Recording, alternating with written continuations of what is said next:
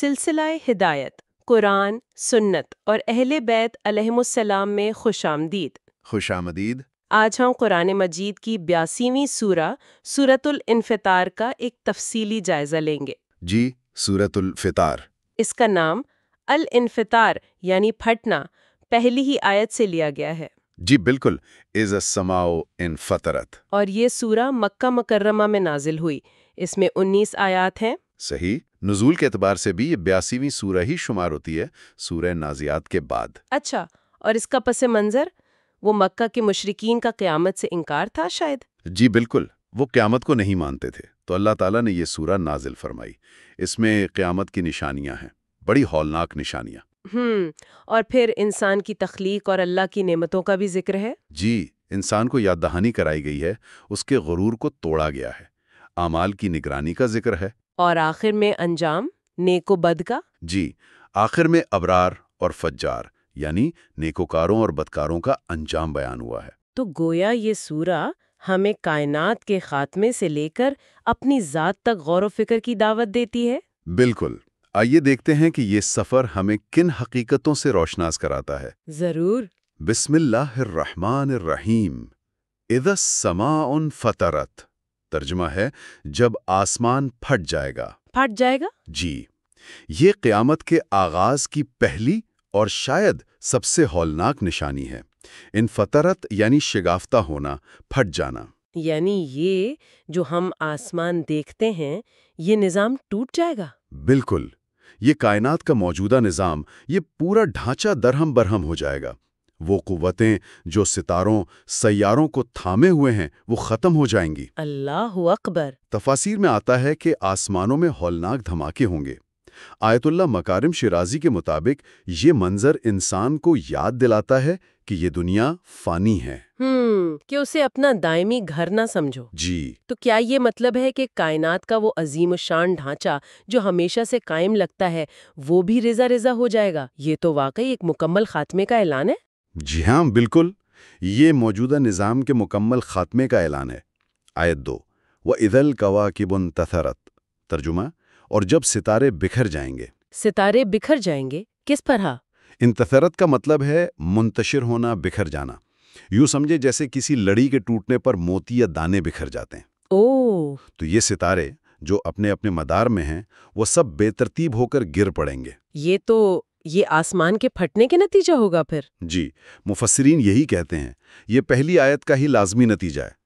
جب آسمان ہی پھٹ گیا، بنیادی ساخت ہی ٹوٹ گئی، تو ستارے کیسے اپنی جگہ رہیں گے؟ صحیح۔ یہ بھی دنیا کی فنا کی ایک اور دلیل ہے۔ جو ستارے رات کو اتنے خوبصورت لگتے ہیں، رہنمائی کرتے ہیں، ان کا یوں بکھر جانا تو کائنات میں ایک مکمل بے ترتیبی، ایک اختتام کی تصویر ہے۔ جی بالکل، لگتا ہے ہر جانی پہچانی شے اپنی جگہ چھوڑ دے گی۔ آیت 3، وَإِذَا الْبِحَارُ فُجِّرَتْ، ترجمہ، اور جب سمندر پھاڑ دیے جائیں گے، آپس میں ملا دیے جائیں گے۔ سمندر پھاڑ دیے جائیں گے یا ملا دیے جائیں گے، اس کے دو معنی ہیں۔ جی، فجرت کے مفسرین نے دو اہم معنی بیان کیے ہیں۔ ایک تو یہ کہ سمندروں کے بیچ کی رکاوٹیں ختم ہو جائیں گی۔ کیسے؟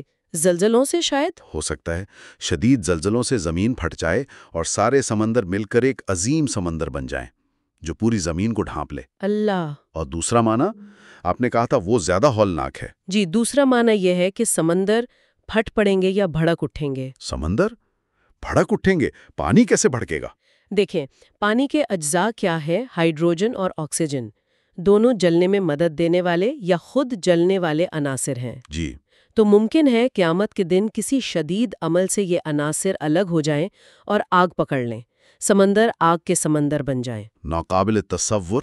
علامہ نجفی نے یہ بھی کہا ہے کہ ممکن ہے زمین کے نیچے کا لاوا پھٹ کا سمندروں میں آ ملے اور وہ آگ اور بھاپ میں بدل جائیں۔ یعنی دونوں صورتوں میں چاہے سمندر مل جائیں یا بھڑک اٹھیں، یہ زمین پر ایک بہت بڑے انقلاب کی منظر کشی ہے۔ بالکل، وہ چیزیں جنہیں ہم دائمی سمجھتے ہیں وہ بھی اپنی اصلی حالت پر نہیں رہیں گی، زمین کا نقشہ ہی بدل جائے گا۔ آیت 4، وَإِذَا الْقُبُورُ بُعْثِرَتْ، ترجمہ، اور جب قبریں اکھاڑ دی جائیں گی۔ قبریں اکھاڑ دی جائیں گی۔ بوسرت کا کیا مطلب ہے؟ بوسیرت کا مطلب ہے زیر و زبر کر دینا، الٹ پلٹ کرنا، اکھاڑ پھینکنا۔ تو یہ مردوں کے زندہ ہونے کی طرف اشارہ ہے؟ جی، یہ قیامت کا دوسرا مرحلہ ہے۔ پہلے کائنات ٹوٹی، اب مردے زندہ ہو رہے ہیں، قبریں اکھاڑ دی جائیں گی اور ان میں جو مردے ہیں وہ حساب کتاب کے لیے باہر نکل آئیں گے۔ اور یہ سب بہت تیزی سے ہوگا؟ جی، تیزی اور اچانک۔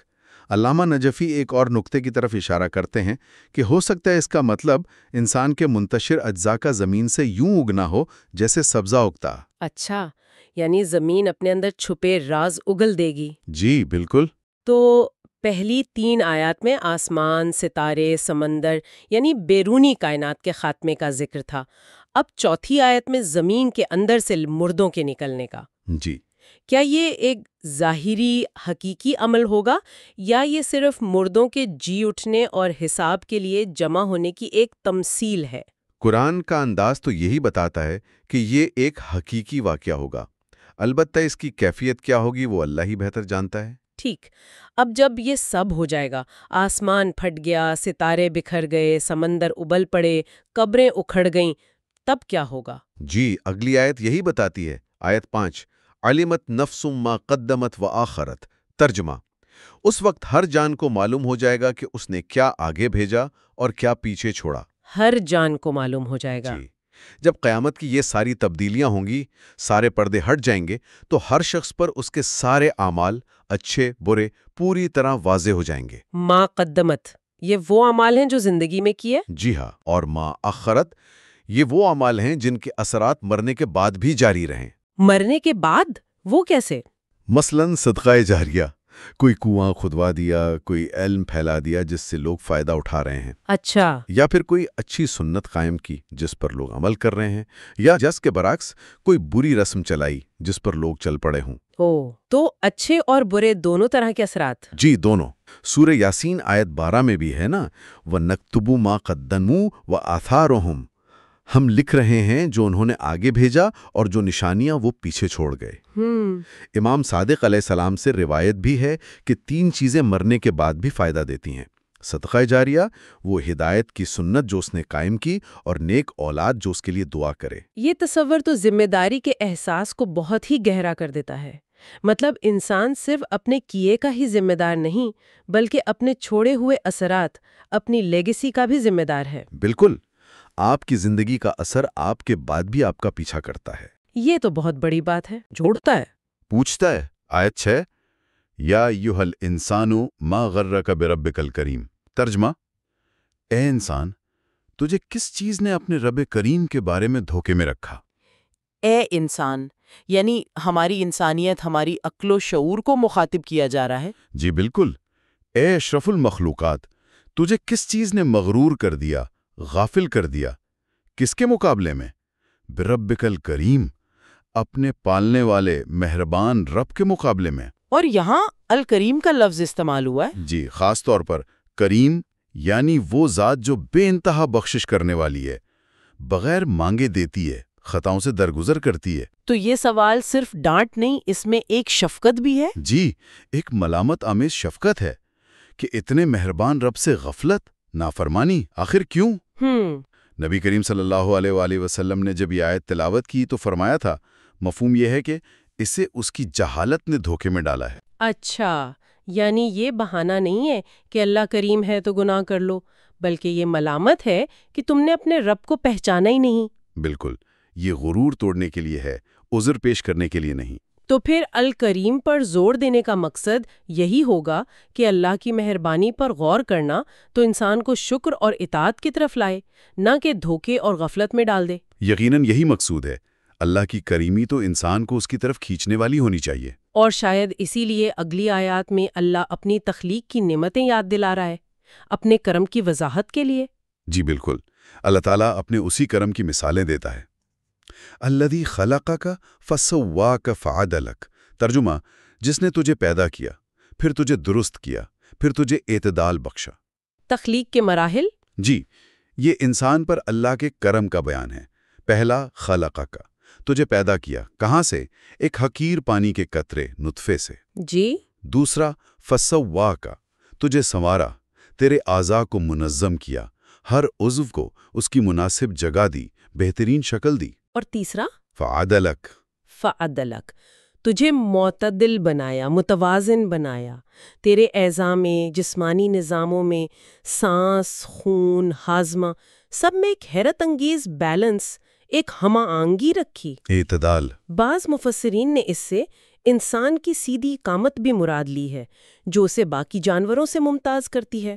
واقعی ایک بے جان قطرے سے اتنا متوازن، اتنا پیچیدہ اور احسن وجود، اس پر غور کریں تو اللہ کی قدرت، حکمت اور ہر فرد پر اس کی توجہ کا احساس ہوتا ہے۔ جی سبحان اللہ۔ آیت 8 فی ای صورت ما شاء رکبک۔ ترجمہ: جس صورت میں چاہا تجھے جوڑ دیا۔ یعنی اللہ نے صرف اچھی ساخت ہی نہیں دی بلکہ اپنی مرضی کی شکل و صورت بھی دی۔ جی، ایک تو انسان کو بہترین ساخت پر بنایا، جیسے سورہ 3 میں ہے فی احسن تقویم، جی، اور پھر اپنی مرضی سے، اپنی حکمت سے تجھے وہ خاص شکل و صورت دی جو وہ چاہتا تھا۔ تو اس میں وہ جو ہم انسانوں میں فرق دیکھتے ہیں، شکل، رنگ، قد، صلاحیتیں، وہ بھی شامل ہے؟ جی ہاں، یہ تنوع بھی اسی میں شامل ہے۔ مختلف شکلیں، رنگ، زبانیں، قابلیتیں، یہ خود اللہ کی قدرت کی نشانی ہے۔ سورہ روم آیت 22 میں بھی اس کا ذکر ہے۔ اور یہ فرق معاشرے کے لیے ضروری بھی ہے، پہچان کا ذریعہ بھی۔ بالکل، یہ سب معرفت الہی کا ذریعہ بننا چاہیے۔ تو جس صورت میں چاہا کا مطلب صرف انسان کی عمومی شکل ہے، یا یہ ہر فرد کی اپنی منفرد پہچان اور صلاحیتوں کی طرف بھی اشارہ ہے؟ دونوں معنی ہو سکتے ہیں۔ اللہ نے نوع انسانی کو بہترین شکل دی اور پھر ہر فرد کو اس کی اپنی خاص پہچان، اپنی صلاحیتوں کے ساتھ بنایا۔ اچھا، اب اتنی نعمتیں یاد دلانے کے بعد انسان پھر بھی غفلت کیوں کرتا ہے؟ اصل وجہ کیا ہے؟ جی، اصل وجہ اگلی آیت میں بتا دی گئی۔ آیت 9 کلا بل تکذبون بالدین۔ ترجمہ: ہرگز نہیں بلکہ تم روز جزا کو جھٹلاتے ہو۔ کلا، ہرگز نہیں، یہ کس چیز کی نفی ہے؟ یہ ان تمام بہانوں، غلط فہمیوں کی نفی ہے جو انسان اپنے غرور اور گناہوں کے جواز میں لاتا ہے کہ جی اللہ کریم ہے یا ہمیں تو بس یوں ہی پیدا کر دیا۔ نہیں، اصل بات کیا ہے؟ بل تکذبون بالدین، بلکہ تم جزا و سزا کے دن کو، یعنی الدین، یوم الحساب کو ہی جھٹلاتے ہو۔ تو ساری خرابی کی جڑ قیامت کا انکار ہے؟ جی، یہی انکار تمام برائیوں، تمام غفلتوں کی بنیاد ہے۔ اگر حساب کا یقین ہو تو انسان کبھی اللہ کے کرم سے دھوکہ نہ کھائے، نہ گناہوں پر دلیر ہو۔ یہ آیت تو بالکل نشتر کی طرح لگی ہے مسئلے کی جڑ پر، گویا ساری غفلت کی بنیاد ہی احتساب کا انکار یا اس سے غفلت ہے۔ بالکل، اور جو لوگ اس دن کو جھٹلاتے ہیں یا بھولے ہوئے ہیں، انہیں فوراً یاد دلایا جا رہا ہے۔ آیت نمبر 10 وَإِنَّ عَلَيْكُمْ لَحَافِظِينَ۔ ترجمہ: حالانکہ تم پر نگران مقرر ہیں۔ نگران؟ کون ہے یہ نگران؟ حافظین سے مراد فرشتے ہیں، وہ فرشتے جو انسانوں کے اعمال لکھنے اور ان کی نگرانی پر مقرر ہیں۔ اچھا، تو ہم اکیلے نہیں ہیں؟ نہیں، بالکل نہیں۔ اور یہ صرف ایک نہیں، حافظین جمع کا صیغہ ہے، یعنی کئی فرشتے ہیں۔ یہ وہی ایک کرامن کاتبین ہے؟ جی، اگلی آیت میں ان کی صفات آئیں گی۔ ان کے علاوہ بھی قیامت میں کئی گواہ ہوں گے۔ اللہ خود، انبیاء و اوصیاء علیہم السلام، انسان کے اپنے اعضاء، زمین، زمانہ۔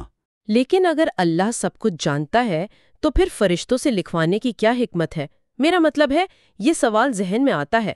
جی، اچھا سوال ہے۔ مفسرین کئی حکمتیں بتاتے ہیں۔ ایک تو یہ کہ انسان پر حجت تمام ہو جائے، دلیل مکمل ہو جائے۔ ٹھیک ہے۔ دوسرا، اس سے ذمہ داری کا احساس بڑھتا ہے۔ جب پتہ ہو کہ کوئی لکھ رہا ہے تو انسان زیادہ محتاط ہوتا ہے۔ جی، یہ تو ہے۔ تیسرا، گواہوں کی موجودگی گناہ سے باز رکھنے میں زیادہ مؤثر ہوتی ہے۔ امام صادق علیہ السلام سے روایت ہے کہ اللہ نے فرشتے اسی لیے مقرر کیے تاکہ بندے ان کی موجودگی کے احساس سے زیادہ اطاعت کریں اور گناہوں سے زیادہ بچیں۔ اچھا۔ اور یہ فرشتے صرف لکھتے ہیں یا حفاظت بھی کرتے ہیں؟ جی، اسی روایت میں ہے کہ یہ فرشتے اللہ کے حکم سے انسانوں کو آفات اور شیاطین سے بھی بچاتے ہیں۔ سبحان اللہ! تو ان فرشتوں کی صفات کیا ہیں؟ جی، اگلی آیت پہ دیکھیں، آیت 11 کرامن کاتبین۔ ترجمہ: معزز لکھنے والے۔ معزز اور لکھنے والے؟ جی، دو صفات، کرامن یعنی وہ اللہ کی بارگاہ میں بہت معزز ہیں، بلند مرتبہ ہے۔ اس سے کیا ظاہر ہوتا ہے؟ اس سے یہ ظاہر ہوتا ہے کہ انسان کے اعمال کتنے اہم ہیں کہ ان کی نگرانی ایسی بزرگ ہستیاں کر رہی ہیں۔ یہ انسان کی ذمہ داری کو بڑھاتا ہے۔ صحیح۔ اور دوسری صفت کاتبین؟ جی، کاتبین یعنی لکھنے والے۔ وہ صرف یاد نہیں رکھتے بلکہ ہر عمل کو تفصیل سے لکھتے ہیں۔ علامہ نجفی فرماتے ہیں کہ وہ عین عمل کو ثبت کرتے ہیں، گویا عمل خود مجسم ہو کر سامنے آئے گا۔ عین عمل کو یعنی جیسا کیا ویسا ہی ریکارڈ ہو جاتا ہے؟ جی، کچھ ایسا ہی مفہوم ہے۔ ان نگرانوں کو معزز کہنے سے واقعی ان کی گواہی اور لکھے جانے والے اعمال کی اہمیت اور سنگینی کا احساس بہت بڑھ جاتا ہے۔ جی بالکل۔ جی، آیت 12 یعلمون ما تفعلون، ترجمہ وہ جانتے ہیں جو تم کرتے ہو۔ اچھا، وہ سب جانتے ہیں جو ہم کرتے ہیں۔ جی، یہ فرشتے تمہارے تمام ظاہری اعمال سے پوری طرح باخبر ہیں۔ ان کا لکھنا سنی سنائی بات پر نہیں بلکہ براہ راست مشاہدے اور علم پر مبنی ہے۔ صرف ظاہری اعمال یا نیتوں سے بھی واقف ہوتے ہیں؟ آیت اللہ مکارم شرازی نے امام موسیٰ کاظم علیہ السلام سے ایک روایت نقل کی ہے جس کا مفہوم دلچسپ ہے۔ وہ فرماتے ہیں کہ فرشتے انسان کی نیت سے بھی کسی حد تک آگاہ ہو جاتے ہیں۔ وہ کیسے؟ جب انسان نیکی کا ارادہ کرتا ہے تو اسے ایک اچھی خوشبو نکلتی ہے، فرشتے محسوس کر لیتے ہیں، اور جب گناہ کا ارادہ کرتا ہے تو ایک بدبو نکلتی ہے۔ اچھا۔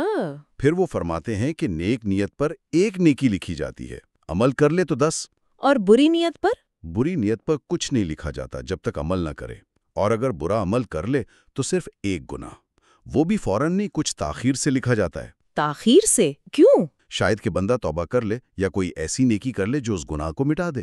اللہ کی رحمت دیکھیں۔ سبحان اللہ، یہ نیتوں والی بات تو بہت ہی گہری ہے۔ کیا یہ ہماری باطنی کیفیات کی کوئی ایسی لطیف حقیقت ہے جو فرشتوں پر ظاہر ہو جاتی ہے؟ یہ تو اپنے باطن پر بھی نظر رکھنے کی دعوت ہے۔ جی بالکل، یہ اپنے اندر کی دنیا پر توجہ دینے کی بات ہے۔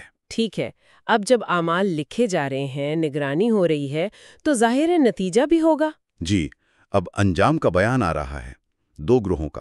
ان الابرار لفی نعیم، ترجمہ بے شک نیک لوگ ضرور نعمتوں میں ہوں گے۔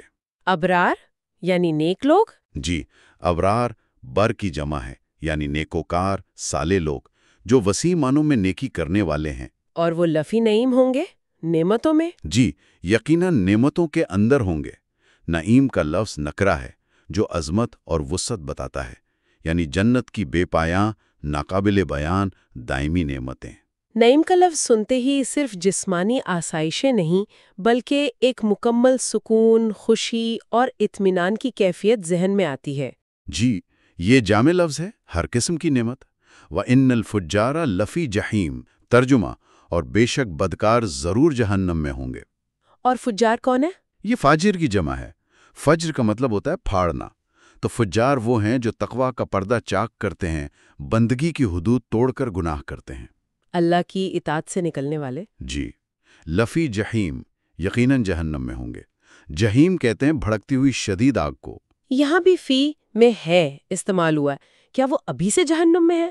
بعض مفسرین نے کہا ہے کہ وہ دنیا یا برزخ سے ہی کسی نہ کسی طرح عذاب میں گھرے ہوتے ہیں، لیکن زیادہ واضح مفہوم یہی ہے کہ یہ ان کے یقینی مستقبل کا بیان ہے۔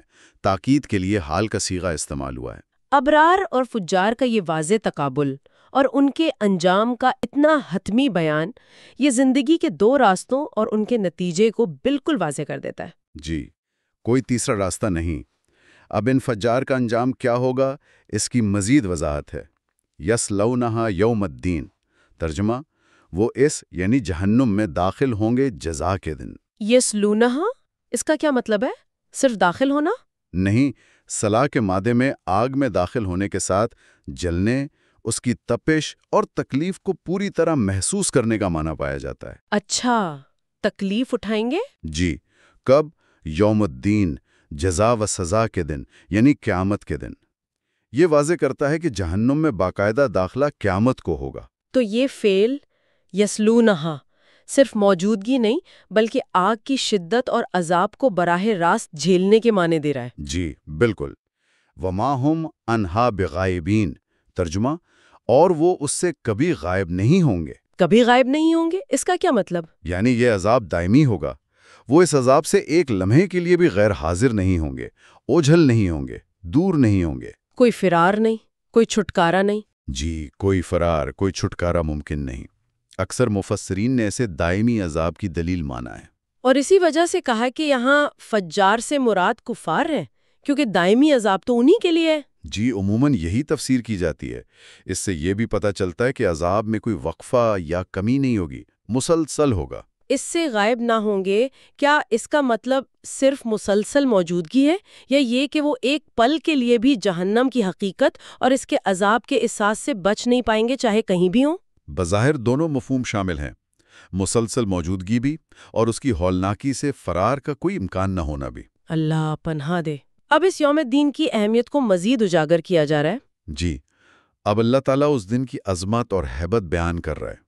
وَمَا أَدْرَاكَ مَا يَوْمُ الدِّينِ، ترجمہ، اور تم کیا جانو کہ روز جزا کیا ہے۔ وما ادراک، تم کیا جانو، یہ انداز تو بہت جی، یہ سوالیہ انداز اس دن کی عظمت، اس کی ہیبت، اس کی اہمیت بیان کرنے کے لیے کہ اس کی حقیقی کیفیت انسانی تصور سے باہر ہے۔ اگر اللہ اپنے حبیب صلی اللہ علیہ وآلہ وسلم سے یہ فرما رہا ہے تو ہم تو کیا اندازہ لگا سکتے ہیں؟ بالکل، اس کی ہولناکیاں بیان سے باہر ہیں۔ اور پھر اسی سوال کو فوراً دہرایا گیا ہے۔ جی، تاکید کے لیے آیت 18 ثم ما ادراک ما یوم الدین، ترجمہ، پھر سنو، تم کیا جانو کہ روز جزا کیا ہے۔ پھر سنو یعنی دھیان دو، یہ بہت اہم بات ہے۔ جی ہاں، یہ تکرار مزید تاکید اور اس دن کی ناقابل تصور اہمیت اور ہولناکی کو ذہن نشین کرانے کے لیے ہے۔ یہ تکرار واقعی سننے والے کو چونکا دیتی ہے کہ اس دن کو معمولی نہ سمجھا جائے۔ بالکل۔ تو آخر وہ دن ہوگا کیسا؟ اس کی کوئی تعریف، کوئی خاص بات؟ جی، اس کی ایک جامع تعریف، ایک بنیادی خصوصیت آخری آیت میں بیان کی گئی ہے۔ آیت 19 یوم لا تملک نفس لنفس شیئا والامر یومئذ للہ، ترجمہ، جس دن کوئی جان کسی جان کے لیے کچھ اختیار نہ رکھے گی اور اس دن حکم صرف اللہ ہی کا ہوگا۔ کوئی جان کسی جان کے لیے کچھ اختیار نہ رکھے گی۔ جی، یہ ہے یوم جزا کی اصل حقیقت۔ اس دن کوئی شخص چاہے کتنا ہی قریبی کیوں نہ ہو، کسی دوسرے کے ذرہ برابر کام نہیں آ سکے گا، نہ فائدہ پہنچا سکے گا، نہ نقصان سے بچا سکے گا۔ سارے دنیاوی تعلقات، سفارشیں، طاقت، سب ختم؟ سب ختم۔ تمام دنیاوی اسباب، وسائل، اختیارات بیکار۔ ہر کوئی اپنی فکر میں ہوگا، نفسی نفسی کا عالم ہوگا۔ اور کیوں؟ آیت کا دوسرا حصہ؟ جی، والامر یومئذ للہ، اور حکم، معاملہ، اختیار، بادشاہی اس دن صرف اور صرف ایک اللہ کی ہوگی۔ دنیا میں تو ہمیں ظاہری حکومتیں، اختیارات نظر آتے ہیں۔ جی، دنیا میں اللہ نے امتحان کے لیے ظاہری اسباب اور اختیارات کی مہلت دی ہے، لیکن قیامت دارالحساب ہے، وہاں صرف اللہ کا حکم چلے گا۔ تمام مجازی حاکم، تمام دعوے دار فنا ہو جائیں گے۔ وہ سورہ غافر کی آیت یاد آ گئی، آج بادشاہی کس کی ہے؟ صرف اللہ واحد القہار کی۔ جی بالکل، امام محمد باقر علیہ السلام سے روایت ہے کہ حکم تو آج بھی اللہ ہی کا ہے، مگر قیامت میں یہ بات سب پر پوری طرح ظاہر ہو جائے گی جب باقی سب ختم ہو جائیں گے۔ تو پھر شفاعت کا کیا بنے گا؟ کیا یہ آیت شفاعت کی نفی کرتی ہے کیونکہ شفاعت میں تو کوئی کسی کے کام آتا ہے؟ بہت اہم نکتہ ہے۔ مفسرین وضاحت کرتے ہیں کہ نہیں، یہ آیت شفاعت کی نفی نہیں کرتی۔ اچھا، وہ کیسے؟ اس لیے کہ شفاعت بھی اللہ کے اذن اور اس کی مرضی سے ہی ہوگی۔